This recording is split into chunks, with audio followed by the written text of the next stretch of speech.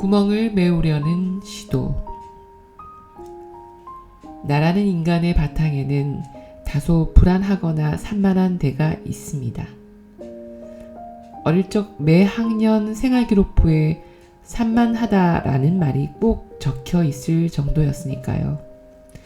어느 학년에는 나 혼자만 교탁 옆에 독도라는 지정석을 부여받아 선생님 곁에서 수업을 듣기도 했습니다. 그저 수업에 온전히 집중하지 못했습니다. 앞뒤 친구들에게 말을 걸거나 일어나서 돌아다니거나 장난을 치거나 낙서를 했습니다. 대학 시절 학교에서 수업을 들을 때도 제 책상에는 항상 노트 한 권이 놓여 있었습니다. 수업에 온전히 집중하기보다는 순간순간 떠오르는 생각들을 적거나 때로는 일기를 썼습니다. 노트가 없으면 불안했고 그 불안함 때문에 머리가 멍해져 집중하기가 쉽지 않았습니다. 가만히 있으면 마음이 불안해집니다. 매일 어느 오후 가만히 있으면 왠지 모르게 불안한 기분을 느낍니다. 그런 불안함을 달래기 위해 무엇이든지 해야 했습니다. 주변을 정돈하고 몇 시부터 몇 시까지는 무엇을 하고 저녁이 되면 무엇을 하겠다는 식으로 계획을 세웠고 제가 어떤 시간 안에 속해 있어야 안심할 수 있는지를 늘 미리 확인해 두려 했습니다. 이런 습관은 너무 오래 이어져서 이제는 당연한 것이 되었지만 사실 저 자신의 불안이나 산만함을 방어하고자 만들어 나간 습관이었습니다. 지금도 가만히 무언가에 집중하기가 쉽지 않습니다. 늘 마음은 산만해지고 불안해지기 마련이어서 그런 부분을 해소해 주어야만 합니다.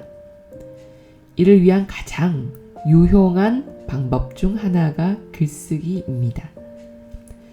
글을 쓰면서 마음의 어지러운 부분들을 어떤 식으로 표현하고 정리하고 나면 적어도 몇 시간은 안정된 마음 상태에서 해야 할 일에 집중할 수 있습니다.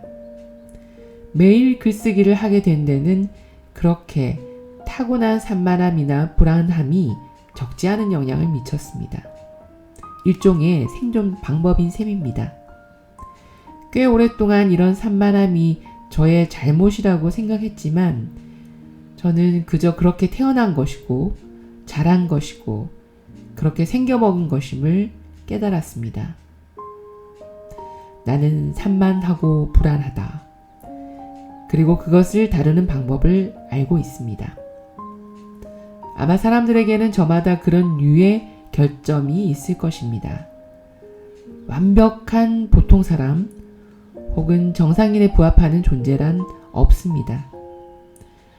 누군가는 유난히 감정 기복이 심할 수도 있고 의욕이 생기는 조건이 한정적일 수도 있고 타인의 시선을 지나치게 의식한다거나 지나치게 방어적인 사람도 있을 수 있습니다.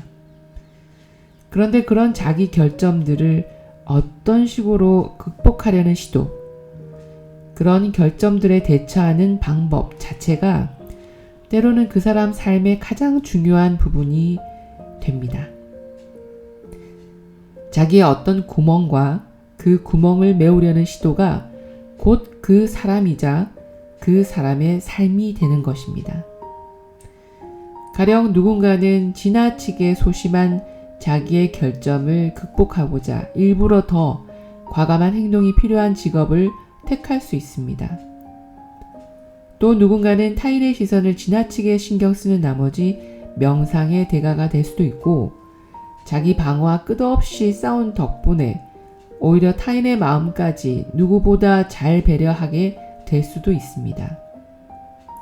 저는 산만함과 싸우고자 글을 썼고 그 덕분에 글 쓰는 사람이 되었습니다.